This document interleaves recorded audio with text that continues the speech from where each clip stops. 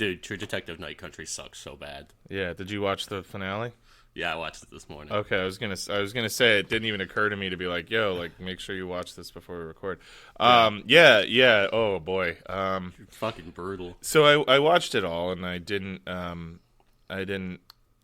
like take notes or anything, and I'm not going to, and I don't remember a lot of the names. But I do have some thoughts. It was something. But I mean, should we just start the show before we talk about this?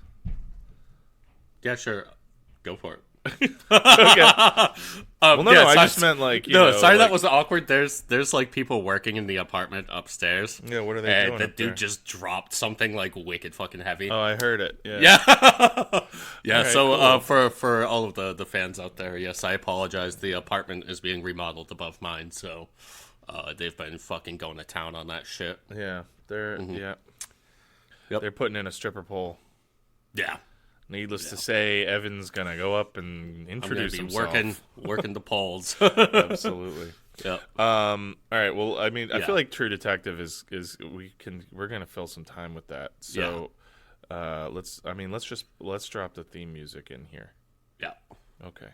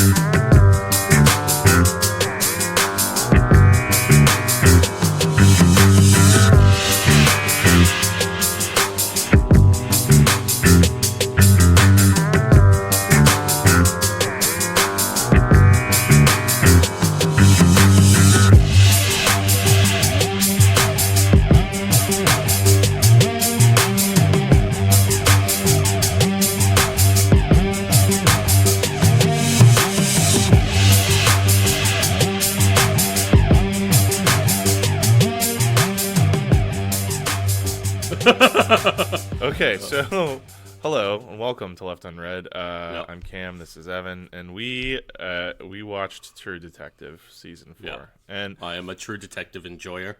yeah, me But too. not season 4. Yeah, I've enjoyed every season. I need to rewatch season 3 because that took place during the bottle days. So not a lot of memories of that. I did a lot of falling asleep during True Detective season 3. But Playing the sleeping game while Yeah. you're watching it. yeah, but I did just recently rewatch season 2. Really great, which got a lot of flack when it came out. Yeah. And season 1 obviously is like just as goated. I've watched season 1 probably 4 times. Yeah. And I'm approaching 10 times. yeah, which is crazy, but it's good. I mean, it's so good. And so here's the thing. I don't know. Maybe so let's look at it this way, because I think that a lot of the I think neither Evan nor I liked season 4 of this show. And this is a new show that's out now, and you may still be watching it. You may not have caught up on it because when this episode releases, the finale just happened like 12 hours ago or something. So spoiler alert, I guess, but we're gonna talk about it. And the first thing I think I kind of want to talk about is I've been really frustrated by the discourse around the show and how quick the particularly the writer director of the show, Issa Lopez, I know what you're saying. Yeah, has been to like just immediately like any detractors, of the show. Have been like just like accused of like misogyny and like you only right don't off the like it rip. because it's got female leads and was written and directed by a woman, and it's like, look, I'll be honest with you, I didn't spend any time researching anything about this show prior to like the first 2 episodes. I knew that they had changed writer director. I mean, Nick Pizzolatto didn't direct a lot of the episodes, but he wrote them all and he created the show. Yeah, he only directed a few episodes in season 3. Yeah. But So I knew that they were changing directions, but I don't know. If you remember, I was excited about it tentatively, like leading up Me to it. Me too. Oh yeah, I was gonna give it a chance. I was excited about it because like I thought the trailers for it looked really good. They did, and so like I love Jodie Foster, and you know, a big Silence of the Lambs stan over here at the book and the movie. Particularly the movie, actually, because I think I've read the book twice and seen the movie a million times, and I think it's one of the few examples of like the movie. I almost want to say kind of improving on the atmosphere of the book, but particularly because her performance was just so great, and I love her in everything that I've ever seen her in. So like, cool, this rocks. Like, if you're gonna make these big changes, you may as well like bring in the heavy hitters. You get fucking Jodie Foster, like radical, dude. And you know, my boy John Hawkes is in it too, with the worst character arc of all time. Yeah. Well, let's try to be kind of methodical about this because I feel like sometimes when you and I start talking about movies and TV shows, we kind of just start talking about every little thing at the beginning, in the middle, and the end, and then it's like, what the fuck did we even just talk about? So okay. So starting, what are your thoughts on the issue of like online discourse surrounding the show, and like, because I found it really frustrating. Oh yeah, I mean, it was just dog shit. Like, basically, like literally after the first episode, Issa Lopez came out and just said that season 1 bros are review bombing the show online. So if you've enjoyed the first episode, please go give us a positive review. And it's like, it wasn't even getting really review bombed. Like, the audience scores like 70%. It's not like it was like the audience score was like plummeted down to 20% or something like that. Right. And it's also, I thought it was really funny that she said season 1 bros, because like this season is clearly trying to cape on season 1, right? By having Russ Cole's dad in it, by having the Tuttles for some reason fund a research station in the Arctic, just keeping it all connected, right? They're trying to draw those through the spirals and stuff like that. So it's like they're clearly making a continuation of season 1 with this. And it would just be funny to say, actually, it's the people who like season 1 that don't. It's the fans of this show that don't like this show. Well, that's the thing, because season like, 1. what? I mean, regardless of your thoughts on the following seasons, and I know that like season 2 got a lot of flack when it dropped because it was very different in tone and execution from season 1. Yeah, I think season 2 was really great. I know you also liked it, right? Yeah. So, I mean, dude, fucking Colin Farrell's goated in it. Yeah, I mean, he's one of my favorite actors of all time, and that season in general was great. I also really loved, what's the lead actress in that season's name? Rachel McAdams. Rachel McAdams, I thought was good in that. Vince Vaughn, you know, I was a little confused by not his performance so much as I actually feel like I had more gripes with like the way the character was written and then him being cast in that role. So it's not that I didn't think Vince Vaughn was like up to the task, but it was weird. Like, some of the dialogue felt very overwrought coming from that character, and like having Vince Vaughn deliver some of it to me was like a little jarring. But anyway, still, like, overall really good. So you know, I think it's fair to say that neither Evan or I are like so lost in the season 1 sauce that we've like hated every subsequent season. But I think it's fair to note that season 1 of that show is like hands down the best season. Oh yeah, and no one disagrees. Yeah, and like, you know, and I think there's a few reasons for that. So season 1 was written entirely by Nick Pizzolatto and directed entirely by Kari Jochi Fukunaga. Who is a great director. Unfortunately, he got Me Too'd because he's a sex pest. Allegedly, I guess. He was doing not some great stuff to younger actresses on set. So, you know, rest in piss, I guess. But and also the thing is, Nick Pizzolatto grew up in Louisiana, and I think that like he was like born and raised there, and I think that like helps make Louisiana like a character as well in season 1. 100%. Like you really get like a sense that like just the landscapes and everything used for it absolutely like add to the tone. And totally. That always reminded me of it reminded me of something that Stephen King does a lot. And I've grown out of my, you know, when I was 13, I think I was a pretty diehard King guy, but not so much as a grown up. But one thing that he always did that I enjoyed was not always, but in a lot of his books was he would make the setting an antagonist, right? Like The Shining is the prime example of that. Particularly in the book, I think that's more delved into, but in the movie as well, just the general sense that like none of this would be happening if you were anywhere else. And I think that that's something that was really captured in season 1 that makes it just so fucking atmospheric and wonderful and spooky and just all of these weird happenings going on. Right. I mean, you could have done that show in exactly the same way, except the setting was different and it would hit less hard. Yeah. So, like, really good point. And anyway, so just to bring that back, like, I think that to come out and say, like, you know, oh, season 1 stands, season 1 bros, it's like, okay, that's every fan of True Detective.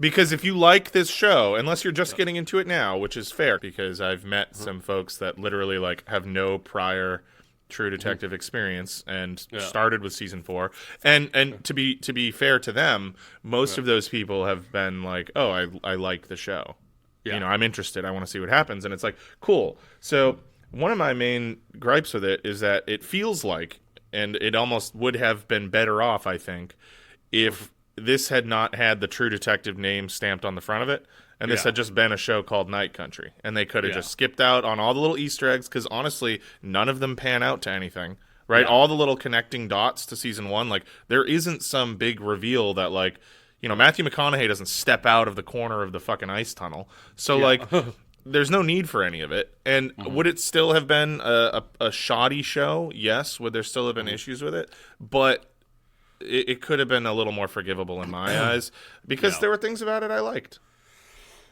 You know? I think it's just that when you come at it, you're like, okay, I've got all this history with this series, and I've come to expect a certain amount of follow through with all of the little loose threads that are established early on in seasons of this show.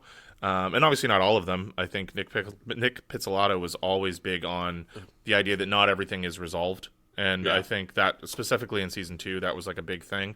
And it left some people feeling like, you know, the rug was pulled out from under them. But like, I don't know. I'm fine with that as a narrative device.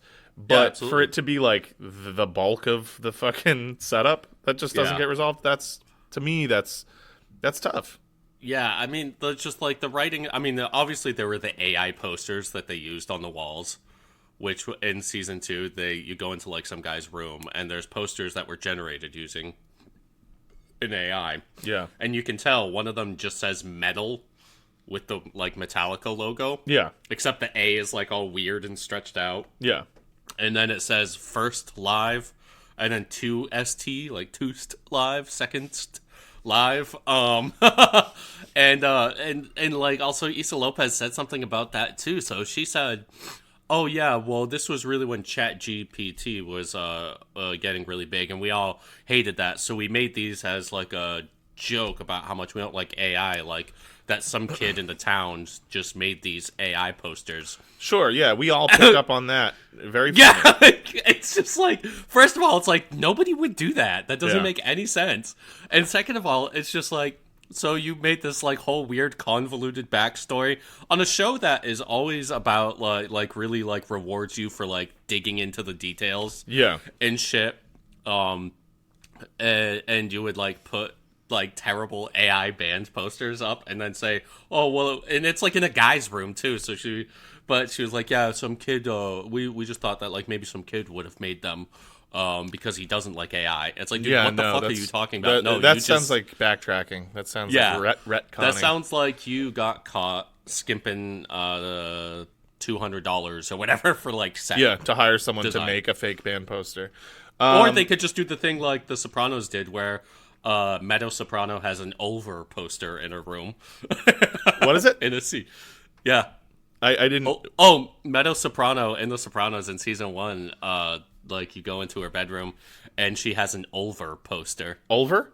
Yeah. What's Ulver? Is it like a black metal band or something? Yeah. It sounds like a black metal band. I remember so I'm pretty newly going through The Sopranos, and I do remember in season 1 being like, the music taste of these children is remarkably eclectic. But they just clearly had a bunch of random shit that they got, you know? Yeah. Yeah. And Mezzo Soprano is not not a black metal type gal. Yeah. Oh, they're like an experimental electronic band. Yeah, but they started out as like black metal. Yeah. They've changed a lot over the years. I feel like most of the OG Norwegian black metal bands they've either like doubled down and just kept doing the same shit, which like I don't know, and then or they've like gone in like weird experimental directions. Yeah. I mean, Burzum turned into like a dark ambient project, and then Burzum. And Dark Throne started doing like crust punk, and then now they're like kind of like black and roll kind of stuff. I like their last few albums a lot. They're all really good. Mean, Dark Throne's always been cool. Yeah. They're just cool guys. But anyway.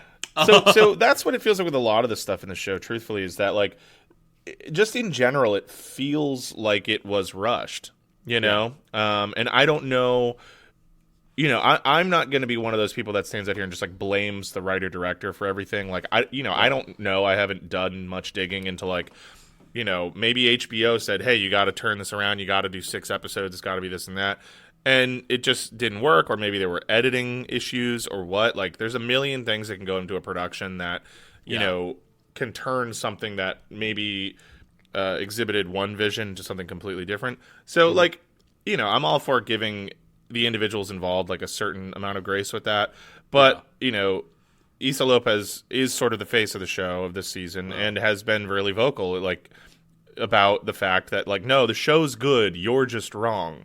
You're just misogynist. Yeah, right. And if you don't like it, it's because you don't like women. You don't like, that I wrote this or this and that. And here's the thing. Some of my favorite things about this season are like the setting and the basic setup of the characters. Like I like the Alaskan night setting. I think that's inherently compelling. I'm reading a really great book right now that was also made into a TV series called The Terror by Dan Simmons, who wrote like Hyperion and has written a bunch of like other like horror-esque and sci-fi novels.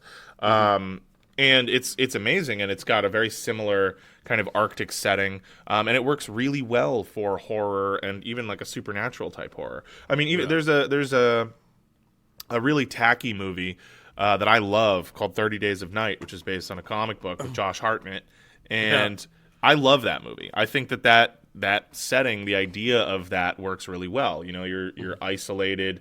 It's dark. Weird stuff starts to go on. So like that's cool. I love all the inclusion of like the Inupiaq stuff, the protests against the mine. Like on a surface level, I think all of that is inherently compelling and really solid fodder for like a murder mystery or some kind of weird supernatural adjacent cult thing. So for me, all the issues with this are execution. You know what I mean? I don't have any problems with, I wasn't even mad to hear that they got rid of Nick Pizzolatto. Like, if only because it's like, shit, I mean, it's an anthology series. The guy can't keep churning out bangers forever. Like, it's just not the way human minds work,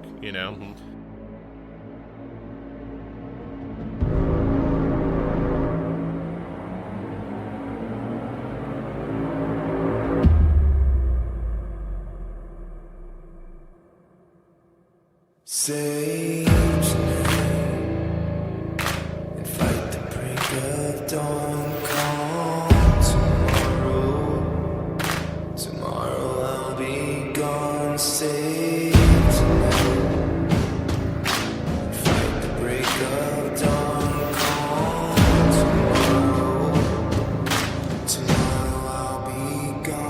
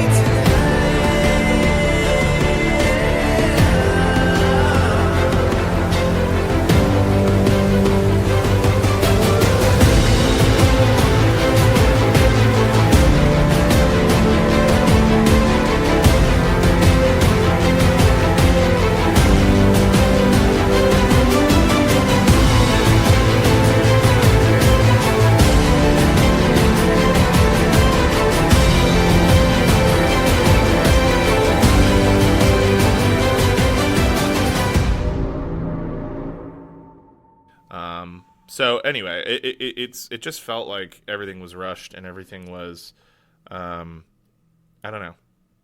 What do you think? Yeah, I mean, and so, like, it seems like what happened, too, is that, like, Nick Pizzolatto, he had, like, ideas for a 4th season of True Detective. Sure. And also, I wonder if, like, they had to call it Night Country just because it wasn't him doing it. I'm pretty sure he owns the rights. He may. Because he wrote True Detective Season 1, and he's a novelist as well. Yeah. And he originally conceived of it as a novel, but then decided to make it into a TV show. Right. And then he pitched it to HBO. But I'm guessing he probably has, like, some ownership of it or something. I wouldn't be surprised. So my thought was sort of the opposite. I almost felt like somebody had come up with a show called Night Country, and they said this might work as season 4 of True Detective, and so they shoehorned in, like, just add some spirals and mention the Tuttles, and there you go. It's a True Detective show. So that, like, the whole time I was feeling like this is like a different thing that was sort of, maybe somebody bought the rights to this story or whatever, and then they're like, this, we could workshop this into True Detective. But maybe, who knows? I don't know. But I mean, I will say it didn't stack up. And then I guess we can get into more plot related stuff if you want, because it was. Man, it sure was a finale, and dude, you're fucking so goddamn stupid. I'm sorry, man. Like, I mean, okay, so they spent, like, and Evan and I were talking about this. We would text each other after we had both watched episodes every week, and one thing that we both were kind of baffled by. So I initially didn't realize how long the show was going to be, and in my mind, I just sort of assumed like 10 episodes. That felt like a standard length. Yeah, all the other, first of all, that's another point too. Fucking. Stations need to stop doing this like shrinking of TV seasons. Like, you know what I mean? Like it's things are getting slowly shorter, brother. Yeah, seriously though, for real though. Fuck. Like all the other True Detective seasons are already only 8 episodes, and that works for that. But then this one was only 6, although kind of mercifully, I guess. It was only 6. It was 6. Well, right. It's like on the one hand, maybe they would have done more if they had a couple more episodes to work with, but at the same time, the first 4 episodes of the show, nothing happens. Yeah, nothing at all. There's no plot movement. There's no character development. It's just like a bunch of annoying people. I actually thought episode 1 of the series was kind of good, and like, but it was because it's like it's setting up like, okay, this shit happened. There's this station, this Salal station, and then they find all the guys clumped together outside in like a big mass of like Thing-esque fucking flesh gore. And I was like, okay, cool. It feels a little hokey, but like that's cool. I think that's a cool ending point for episode 1. They find these scientists. This is going to be a show about figuring out what happened on the station to those scientists. They don't give a fuck about those guys. No, those guys literally are. Okay, so first of all, they spend the whole time. It's like, oh yeah, those guys are thawing out in an ice rink, and all of the rest of the time, they're just talking about 2 different old cases, which I didn't even realize were 2 different old ones at first. Wait, really? There's like, there's the one where that guy killed his girlfriend or wife, and then you're like, okay, well, one of them, and they're pretty much hinting. They're like, it's Navarro. Like one of them fucking killed the guy. They talk about it as like the case that broke up the legendary Danvers Navarro duo. And, Danvers is now chief of police, and Navarro is, relegated to the troopers, which I think is, I don't know, just a different branch, not investigative branch. I think you're just doing beat stuff. Right. Of the Alaskan PD, state police or whatever. But yeah, it's so there's that. And then there's there's this Annie other K old case, one, Annie Kotak. Yeah. And that's like the case that. So, okay. So. The first one, the murder-suicide, the Wheeler case, is the case that split up Danvers and Navarro. Yeah. But the Annie K case is the one that split up Danvers and Navarro. Yeah, exactly. Because it's just that's like the one, Navarro was. That's why I was like, that. wait, are these two different cases that they had falling outs in? Like, what do you like? What? So, because Navarro is obsessed with the Annie K case, because obviously there's like this notion that the mine in town is like up to no good, and they're poisoning the water supply, and the local indigenous population is upset, and they're protesting. And Annie K was an activist who was trying to find evidence. She wound up dead, stabbed a bunch of times, horrible death, and that obsessed Navarro. But also simultaneous to that, I guess around the same time, there was this like, or maybe not. I think there was a difference in years actually between these. There was so that's like the ongoing thing, and Navarro, even though she's not a detective anymore, is still obsessed with that. They find like 6 dead dudes, and they're like, no, but we need to solve this other one. Yeah.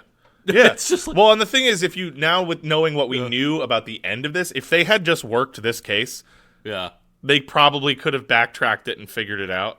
Yeah. In some way. You know what I mean? Like, but instead they were like, fuck those dudes. We're just going to go back and redo the Annie K case. Yeah.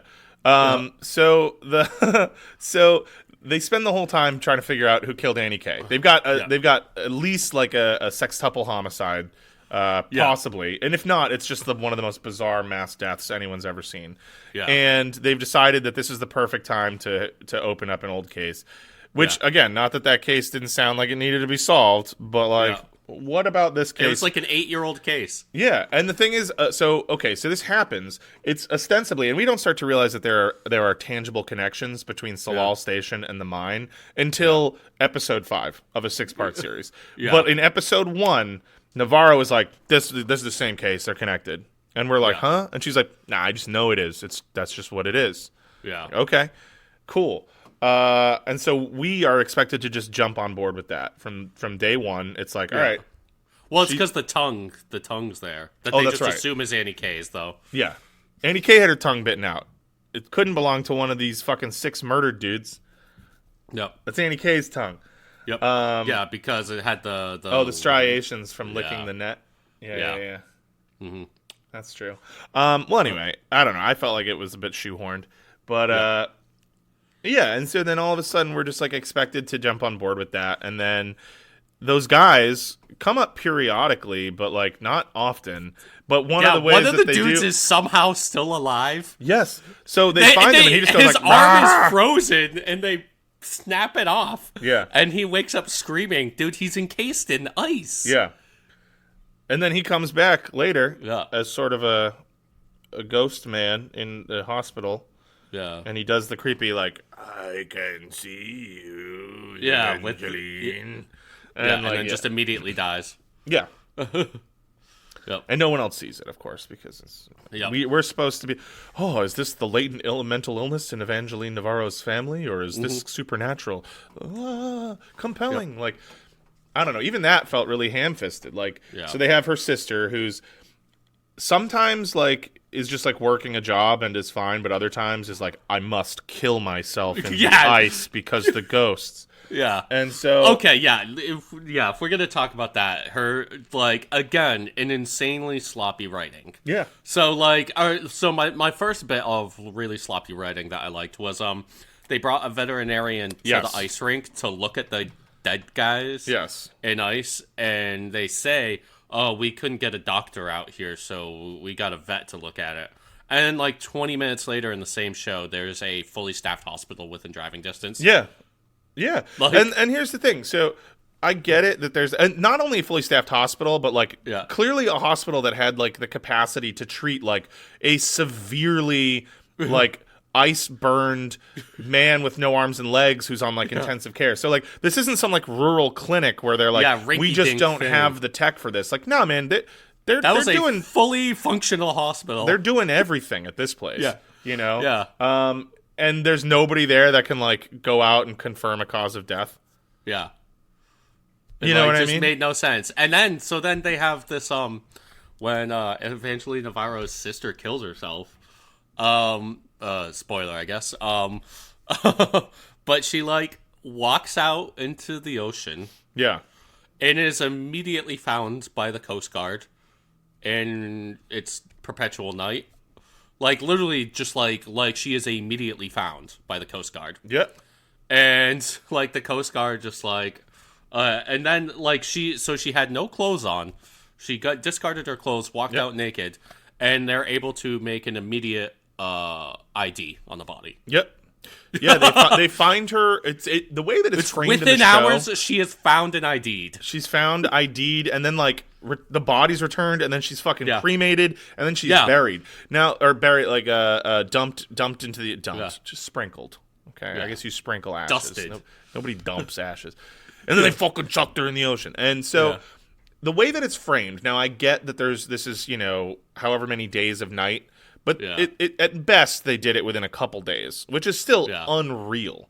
I mean, barring the sea ice, like ignoring the fact that they're out on sea ice, you wouldn't be able to find an ID of fucking body that drowned in the ocean here that fast. Yeah. Somebody might find it, but there's no way the turnaround is like, we're your sister. And like, it hasn't even been long enough that she's like calling the place like, hey, I haven't heard from my sister that just checked in. And she goes to the place, and they're like that morning. They go back, and they're like, yeah, we don't even know what's up with her. I know she was checked in here for being that's another thing, too. I'm sorry, but, like, even if it's a voluntary... If you're, like, committed because you're suicidal, which she was, that was why she was there, like, you can't just walk out of those clinics. Even if it's voluntary, like, the doors aren't just open for you to, like, walk out. 100%.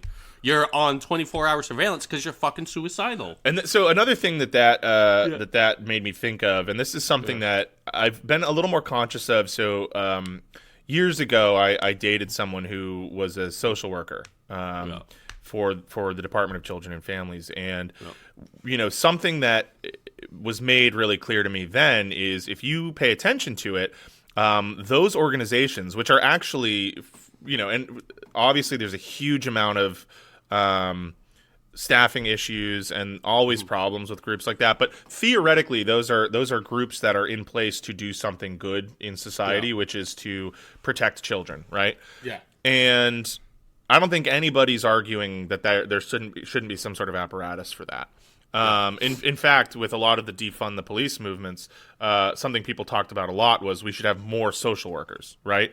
Those people should be handling even crazier cases. Now, first off, social workers are massively overworked as it is, and they are like angels, a lot of them, that are doing a soul-crushing job. And one of the worst things you can be tasked to do is to go and take a child from their parents. And so all this to say, those organizations are demonized in media constantly. You never see social workers painted in a positive light in movies or in television. They're just not. And so something that sort of, I drew a through line there. It's like, just like the immediate incompetence of like a mental health facility that is ostensibly there to perform a function. You just checked in somebody who tried to kill themselves. Right. And you're like, I think she's in her room. Don't really know. Right. Well, and I just think that there's such a prevalence of that type of depiction of these groups that, we, especially as leftists, tend to lean towards, expansion of in society in favor of, as opposed to like, funding more police. Why don't we have better mental health care facilities? Why don't we have more social workers? Why don't we have better training for these types of situations? And then at the same time, we're all consuming media that like just goes out of their way to just be like, yeah, well, mental hospitals are fucked, and social workers just want to take your kids because they don't give a shit about you and your life. And like, it's like, nah. Anyway, it's just something that I have a personal gripe with and have been like much more conscious of since that point, is like depiction of these really important individuals and facilities in media. And again, it's not that they should be, immune to criticism, but you'll notice it's like there's never like a mental hospital in a movie that rocks. Like nobody ever makes a movie about like, oh yeah, I went and I got the help I needed and everything turned out okay. It's like, no, they were doing experiments to replace brains with slugs. Yeah, you got like, Nurse Ratched who pushes a kid to kill himself. Right, and like that needs to exist also, right? And especially when you're talking about 50 years ago. But, I don't know. I just would like to see more, like, benevolent and effective mental health care and social work in television and movies. But, yeah, also just, like, a completely dog shit plot point. It's like, I dropped her off today because she was seeing stuff and wanted to kill herself, and you let her just leave? Yeah. And the guy's like, I didn't even know she was the guy's fucking like, here. wait, she left? Yeah. Oh, man. And then another thing that I didn't like, and I actually would push back against Issa Lopez and her fucking railing against, like, cis dudes for, like, hating on the show. From the fucking second this show started, the main indigenous actor and woman of color is painted as, like, this, like, fucking violent, loose cannon sociopath who's just tapping people up on the job. Dude, absolutely, like, is, like, completely unable to control herself and, like, has no chill and no true investigative. It's just like, I believe in, like, the spiritual guidance of my people, but also I want to fight and fuck. Like, it's like, really? So this is the progressive writing about women and indigenous women and women of color that we're all supposed to look at and, like, just automatically be in awe of, when, like, the one brown lady on the fucking main cast is just, like, a fucking violent psychopath. Yeah. Who like can't get her shit together, like a violent alcoholic, sociopath. She's just like walking down the street chugging Baileys and shit. There is a scene where she cracks open a bottle of Baileys, pours it into a guy's gas tank, and then just starts chugging it. It's like Kahlua or Baileys or something like that. It's like, oh my god, shit. Yeah, times are tough. Just swigging that right out of the bottle, huh? And all that to say, I actually didn't have as many gripes about that character as I think some people did. Like, she was fine, and, like, I thought that I forget her name. What's that actress's name? Callie Reese. Callie Reese. She's a local gal, Providence gal. Providence boxer, yeah. Yeah. And is actually, you know, indigenous, and it's cool to see her in movies. Like, I think she was fine, and, like, frankly, she could be, like, the heir apparent to, like, the Gina Carano, who, like, ended up being a fucking lunatic, but, like, she could have had a sick action movie career, Gina Carano. She made that one movie, I forget what it was called, but it was awesome. She made an action movie. Here, I'll find it right now. Yeah. I mean, I know she was in The Mandalorian, and now she's toiling in Ben Shapiro's movies. Yeah, her career is fucking ruined. But she was in a movie called Haywire, 2011. Haywire was fucking sick, and you should absolutely watch it. And Gina Carano stomped absolute sack from, like, the first second that movie started. Yep. And I can see, like, Callie Reese doing shit like that. Like, she's a good enough actress. She could totally be, like, a fucking leading lady in, like, high intensity action movies, which, you know, I like The Beekeeper. But, the Beekeeper. You know, maybe she lacks the finesse for something like this, maybe not. But she didn't really get the opportunity because her character was written to just be, like, a fucking dumb, fists first, runs on instinct, like, you know, like an old school hard boiled detective, but without any of the fucking cool. Yeah. And every character in the show is an asshole. Oh, dude, Jodie Foster is just insanely racist. Yeah, she's horrible. She's a horrible person. She's horrible, and she's got also, here's another thing, too. I'm sorry, but am I really supposed to believe that the characters of Callie Reese and Jodie Foster are not lesbians? Like, like, they are very lesbian coded. Well, and Callie Reese is not a lesbian in real life. Really? No, she's married to a man and has been for a long time. Yeah. Yeah. But, I mean, Jodie Foster especially... So, okay, I'm actually going to push back against that because also I think Jodie Foster has never confirmed that she is a lesbian. I think she's probably bisexual. Yeah. But also, like, it doesn't really matter. But, yeah. I think you're just colored by the fact that Callie Reese is buff and wears, like, a tight ponytail and doesn't wear a lot of makeup in the show. And Jodie Foster is married to a woman. I just had everybody else tell me that about Callie Reese. I thought Jodie Foster was much more lesbian coded in the show. But every time I mentioned that, everybody's like, no, Callie Reese is definitely... But, no, she's not. Or at least whatever, doesn't publicly identify that way. She's married to a dude. Yeah. But then Jodie Foster just like sleeps with like every single dude in the town. Yeah. So that didn't like bother me at all. I didn't get that. Like, I know that Jodie Foster is married to a woman in real life, but I think in almost every movie or every movie I've seen her in, she is not playing a character who's gay. Yeah. So I don't know. And call me crazy, but I kind of there's something about Callie Reese that I was feeling. Oh, I think she's attractive. Yeah, definitely. She could crush my head like a walnut. Yep. You know, Gina Carano can too. I know, but Gina Carano's such a moron that it made her less hot. Yeah, I always thought she was hot too. I mean, none of them can hold a candle to my gal lean beef patty, but that's my all time muscle mommy. But I do like a buff lady. But me too.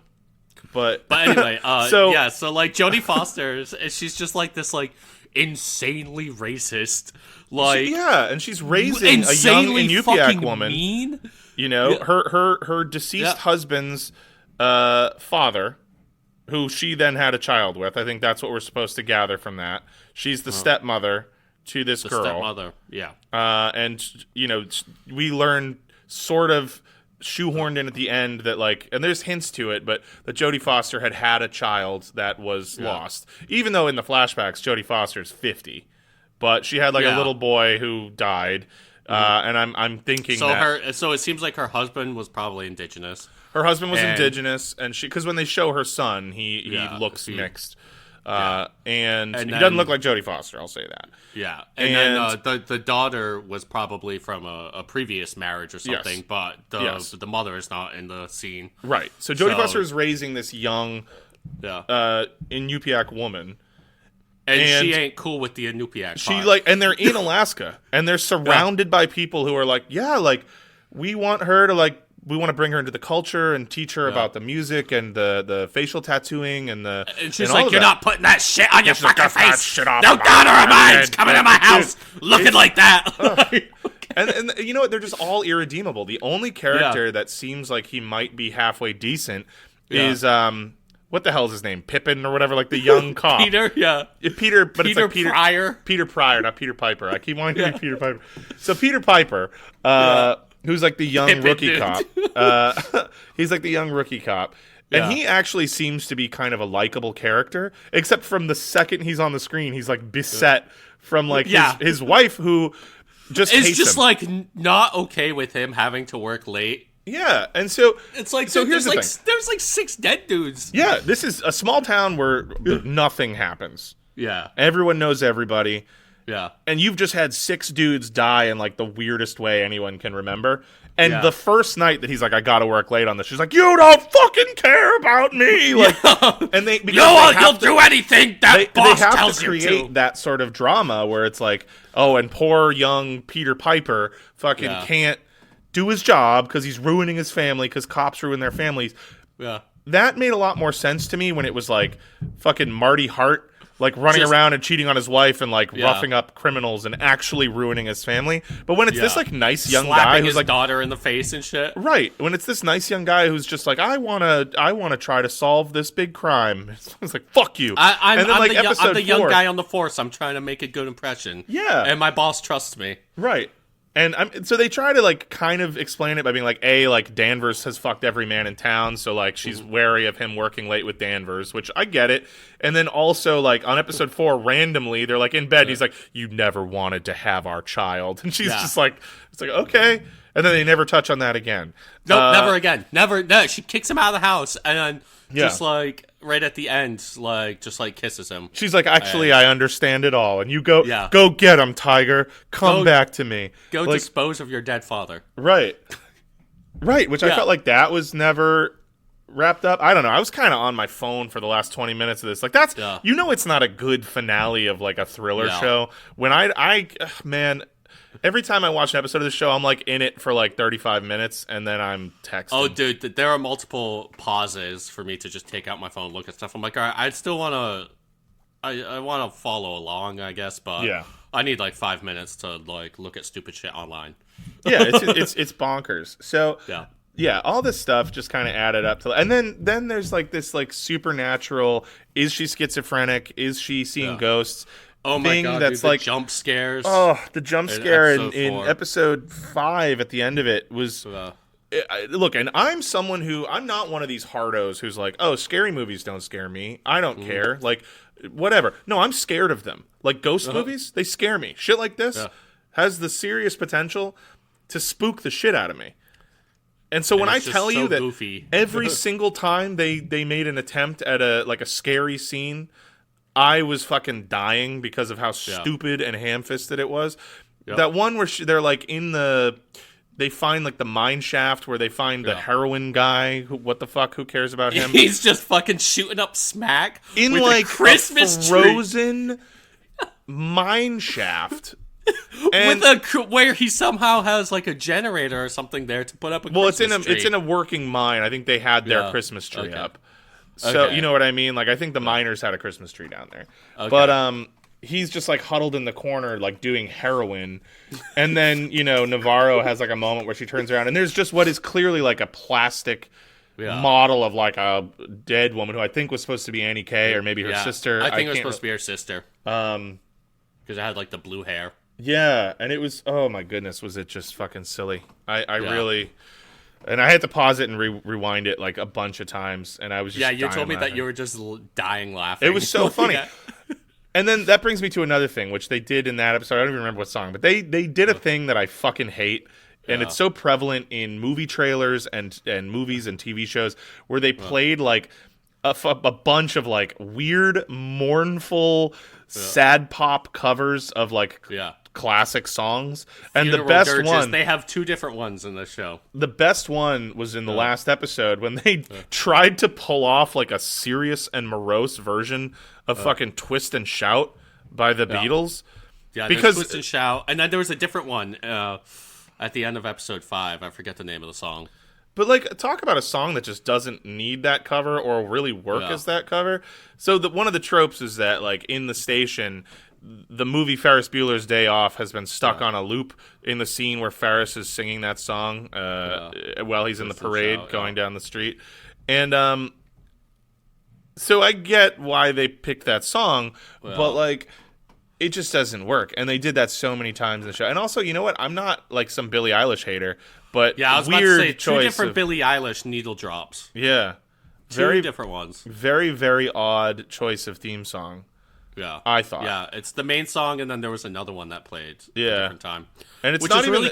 It's a decent song. I actually don't dislike the song, but I just felt like what are we watching? Like Pretty Little Lies or something? Like what is this show supposed to be? Feels very Euphoria coded. It felt very Euphoria. Yeah, and maybe they're looking to grab a new audience. Anyway, I know people that have liked the show, and I don't know. I guess that's fine. Yeah. Shake it up, baby, now. Twist and shout. Come on, baby, now. Come on and work it on out. Well, work it on out, honey.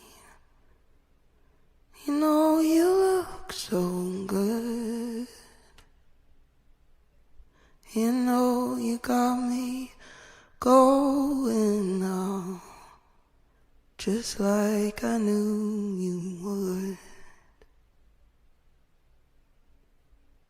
Well, shake it up, baby, now. Twist and shout. Come on, come on, come on, come on, baby, now. Come on and work it on out. You know you twist, little girl. You know you twist so fine.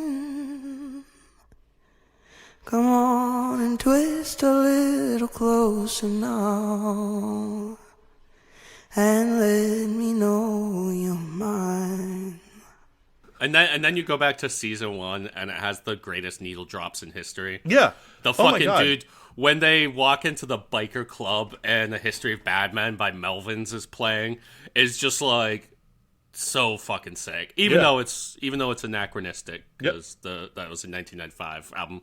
That album came out in 2009. But it's just like the sickest needle drop. There's the one at the end of the first episode, right when I'm not sure the name of the song, but it's like but it's like right when you didn't do a great job with that. I have no fucking clue what song you're talking about. You know the song was like Da, Yeah, that's the song. But it's right when Matthew McConaughey just says, "Well, then you better start asking the right fucking questions." Like it just going back to like season 1. Like, dude, the first episode immediately just hit so fucking hard. Yeah. Oh, it's so good. And so there's anybody that thinks that you shouldn't be drawing comparisons is a fucking moron. Yeah. And I include Issa Lopez in that. If she's genuine, if she's not just like doing what she has to do and like shilling for the network to like promote her own show because she wants to whatever be successful, and I get all that, but like I hope she's not genuinely sitting here like, yeah, well, if you like the first season, it's like, yeah, everyone liked the first season. Yeah. That's why there was a second one and a third one and a fourth one, even though the second one underperformed, the third one took years to get out, and the fourth one sucks ass. Yeah. There'll probably be a fifth one. You might not be involved. And hopefully it has Nick Pizzolatto back. That was one of the first things I thought at the end of this. I was like, they might come crawling back to our boy after this. Yeah, because also that song is Young Men Dead by the Black Angels. That was the song. Nick Pizzolatto, he had come up with an idea, he said, for season 4, and that he would talk to HBO about it, but they seemed to be non-committal. So season 2 had almost the same viewership as season 1. It went down over the course of the season, but like it maintained high viewership, but it didn't get great reviews. And you know, I think part of like I like season 2, you like season 2. It's definitely gotten like a critical reappraisal. Yeah. In the last few years, like it's definitely. But season 1 was just hard to follow up. Yeah, and season 2, but so like season 2 is definitely connected to season 1 in like a lot of ways. You know, like season 1 is, you know, you really like you have this basically what could amount to like a whole blackmail operation going on with all of these like rich and powerful people who are engaged in like occult like sex trafficking. Yeah. And then in season 2, you've got like references to this weird like sex cult. It doesn't really get into it, but then all of these like public servants in the city of Vinci that are like corrupt and all that stuff. You know what I mean? And like where the end of the season, it ends in Venezuela with all of these like Venezuelans like partying in front of this mural of Hugo Chavez. Yeah. And so like I definitely think that there, you know, I haven't watched season 2 in a few years, so if I plan, I'm gonna have to rewatch season 3. Yeah. I just rewatched season 3. Season 3 is good, man.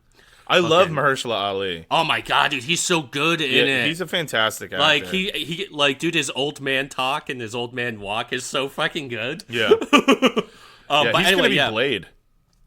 Yeah. Oh, if that movie ever gets made. Yeah. It's in fucking development hell. We'll see. But and he seems to be very fed up with Disney at this point. But yeah, no. And so like season 2, there's definitely like there's, you know, still all this like whole like corruption in the city going on, and all these public servants, and like kind of obviously like Vince Vaughn is supposed to be like an underworld figure who's like trying to make it straight. And so like you do get that too, but like a lot of people complained that it was like too complex or like tough to follow. Also, I don't think you needed Taylor Kitsch in there really. Taylor Kitsch at one point was supposed to be one of the new faces of Hollywood, and that never really panned out. But yeah, I mean, so yeah, you got like 4 A-list actors in that show. Taylor Kitsch was kind of A-list at that time. Yeah. But then like Vince Vaughn, Rachel McAdams, and Colin Farrell, and like I think there's maybe just a little bit too many main characters. Mm-hmm. Yeah, I think the Taylor Kitsch character. Yeah, it's kind of useless. A lot of that probably could have been like melted into one of the other leads. Yeah. You know, like there were things about it that were cool, but yeah, it was a lot of moving pieces, and I think that probably threw people off. But yeah, but I mean, like, and so I would also say I think one of the reasons that season may not be like quite as good as it wasn't like Nick Pizzolatto had more was basically the showrunner of that, whereas he was like co-showrunner for Cary Fukunaga in season 1. Yeah, but then it was like a rotating cast of directors. Right. So you don't really get like one single vision for the direction of the show. And a lot of them are just like HBO staples, like Jeremy Podeswa and Daniel Sackheim and stuff. A lot of people that did like Game of Thrones, and they do a lot of the limited series for HBO and stuff. And then with season 3, you get Jeremy Saulnier does a couple episodes, and he's the guy who directed the movies Blue Ruin and Green Room, which are both really sick movies. Mm-hmm. And Nick Pizzolatto directed a few episodes in that season himself as well. But yeah, Nick Pizzolatto directs a few episodes, and there's like some other people that direct a few. And that one seems to be like more like cohesive vision. Yeah. I think I think probably California wasn't quite captured as a character the way Louisiana was in season 1. You get a little bit more of that with Arkansas. Yeah. But yeah. I agree that it wasn't really successful. Yeah. And then and like so season 3 was like a return to form in terms of like the critical appraisal, but it got much lower numbers. I mean, it came out years later. Like it came out like 4 years after season 2. Yeah. But I mean, I love season 3. I just rewatched it, and like just such good performances in that. I don't know season. if I ever even finished it, so I need to. Awesome. I need to watch it. Yeah. I don't remember anything about it. Yeah. I know I gave it a shot. I know I tried. Scoot McNairy's in it. He goes beast mode. Mahershala Ali, Steven Dorfer. Steven Dorff? Dorff, yeah, sorry. I say Dorfer. Well, but I don't know if I didn't know if there was a Steven Dorfer. I wasn't trying to be an asshole. There might be a Steven Dorfer. Steven Dorff, there's a Blade connection because he played the bad guy in the first Wesley Snipes Blade. Oh, yeah. And Mahershala Ali is going to play Blade. Yeah. I think they should do a True Detective season with Wesley Snipes, dude. What the fuck is that guy up to? Is he in prison still for, like, tax evasion? I'm not sure. Did he ever go to prison? I'm not sure. Where's Wesley Snipes? He's looking fucking weird. Really? Yeah, man. Just look up Wesley Snipes. There's these pictures of him in a purple suit that show right up on Google. And he's just looking... Oh, God. I mean, he's 60. Yeah. And I think he was always jacked. He's like a martial artist, and he was always in like really good shape. And I guess, nobody can stay like that forever. Look at Carl Weathers. R.I.P. Yeah. R.I.P. Carl Weathers. But yeah, anyway, so I don't know if you have any more thoughts about True Detective, but there is one other thing I wanted to talk about. Yeah. Okay. Catching up with an old friend that we talked about a number of episodes ago. This is from the New York Post. I sent you this story. This came out on Valentine's Day. Yep. A little romance. Self-love Love is in the air for this guy. Yeah. Yeah. This is fucking hysterical. Yeah. So we talked a few episodes ago, sometime last year, about a Penn State professor who got caught fucking his dog in the woods.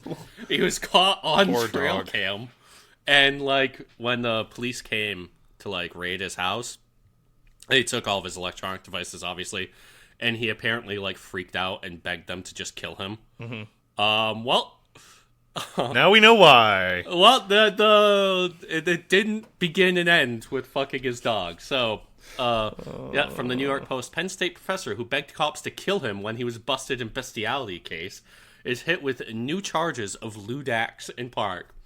And yeah, so this man, Themis Metsoukas,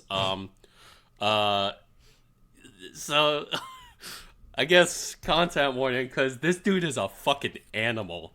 This guy is a fucking animal. He's not just fucking animals. He is a fucking animal. Yeah, I think we might be able to claim that wasn't bestiality anymore, because this dude is fucking. He's like, a dog. Dude, he is a wild man. So here we go. He was just trying to get a nut, dude. Dude, in the weirdest fucking ways possible. So, an award-winning Penn State professor arrested in a sickening bestiality case faces more charges after videos emerged of him allegedly engaged in lewd acts in a park, including inserting a tree branch and a lollipop in his butt. They used butt in the article? Yeah, but it's New York Post, dude. Oh, the Post is fucking killer.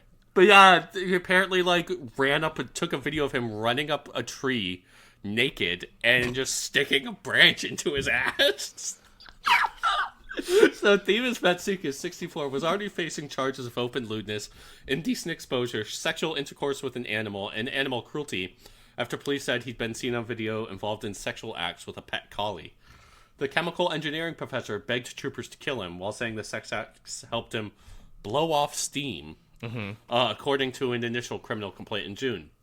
Yeah, I mean, that's, yeah. Yeah, normal way to do it. Matsoukas has now been hit with an additional batch of similar charges for other alleged acts from 55 videos found on his electronic devices seized on a search warrant. They included videos of the professor naked apart from a ski mask, according to an affidavit obtained by Onward State. Jesus. He was captured on video masturbating on a picnic table in a lake at the park and on Pennsylvania Department of Conservation and Natural Resources vehicles, according to the affidavit. Oh my He's just God. fucking jacking off on fucking park ranger vehicles. Yeah. Matsoukas was also seen climbing a tree while naked and inserting a tree branch, a Tootsie Pop, and the control handle of a DCNR John Deere crawler in his anus, officials said. The accused perv also allegedly defecated in public areas of Rothrock State Forest and in a maintenance area next to DCNR equipment, as well as smeared bodily fluids on a glass table at a lease camp, Onward State said. The gross footage was reportedly captured at Allen Seeger State Park, 4 lease camps, and 2 private properties surrounded by state forest land, according to the affidavit cited by the outlet.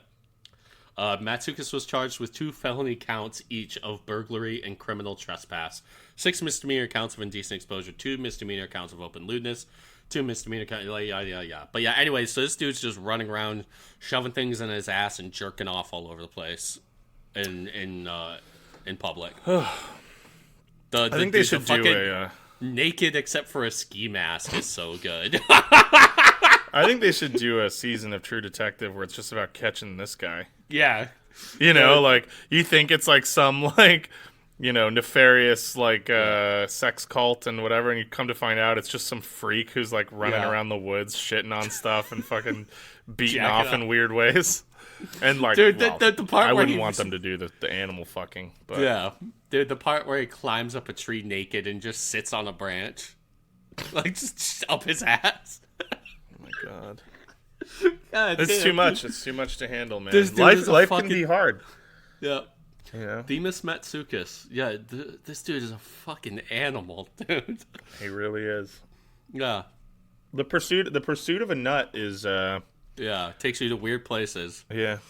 You could call him a squirrel the way he pursuing these nuts. Yeah.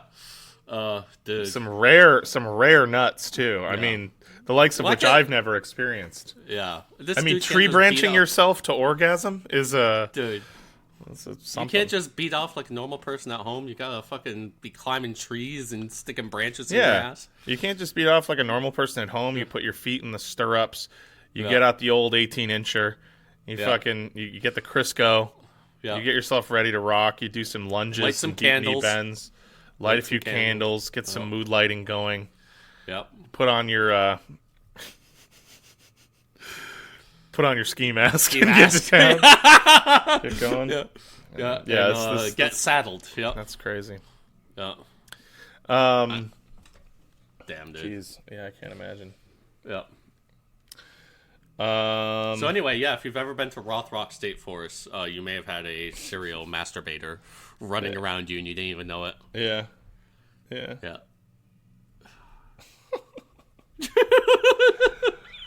Well, on that note, all right, yeah. From your 2 resident serial masturbators to you, thank you again for listening. Yep. And there will be links in the bio to our Patreon where you can donate to the show and help us to fund future endeavors. And once we reach a certain point, I think we'll be able to start churning out extra stuff because it'll free us up a little bit with that, with our time, et cetera, et cetera. Yep. So it's patreon.com/leftunread. Yep. Yep. And let's see, you can email us. You can follow us on Elon Musk's X.com. You can the Everything app. The Everything app. You can you'll be able to find information about our theme music, and you should go there and buy some of their shit. Yeah. And we'll be back next time with do you have something coming next time? Yeah, I'm working on something right now. Okay.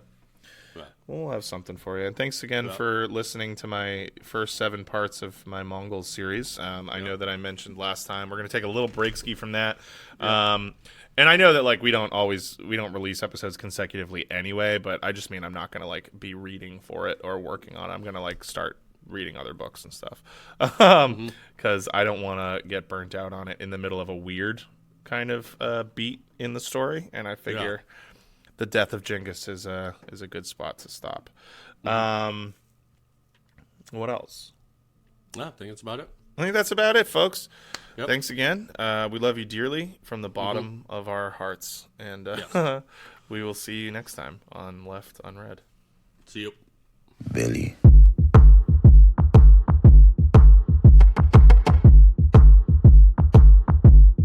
What do you want from me? Why don't you run from me? What are you wondering? What do you know?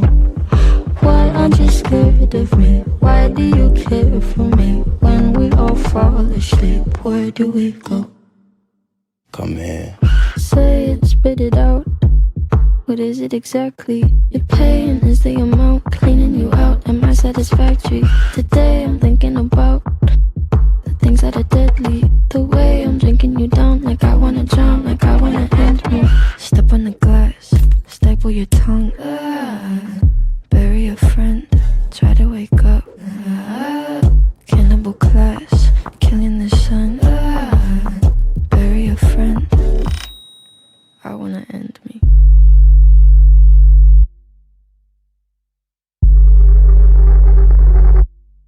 I wanna end me.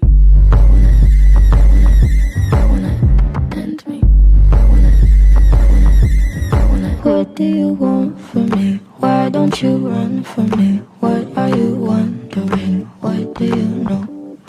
Why aren't you scared of me? Why do you care for me? When we all fall asleep, where do we go?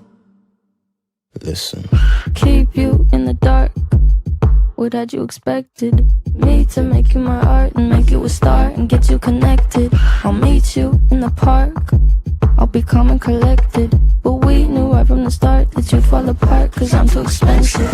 Your talk would be something that shouldn't be said out loud. Honestly, I thought that I would be dead by now. Calling security, keeping my head held down. Bury the hatchet or bury your friend right now. The debt I owe, gotta sell my soul, cause I can't say no, no, I can't say no. Then my limbs are frozen, my eyes won't close, and I can't say no, I can't say no. Careful. Step on the glass, staple your tongue. Bury a friend, try to wake up. Cannibal class, killing the sun. Bury a friend, I wanna end me.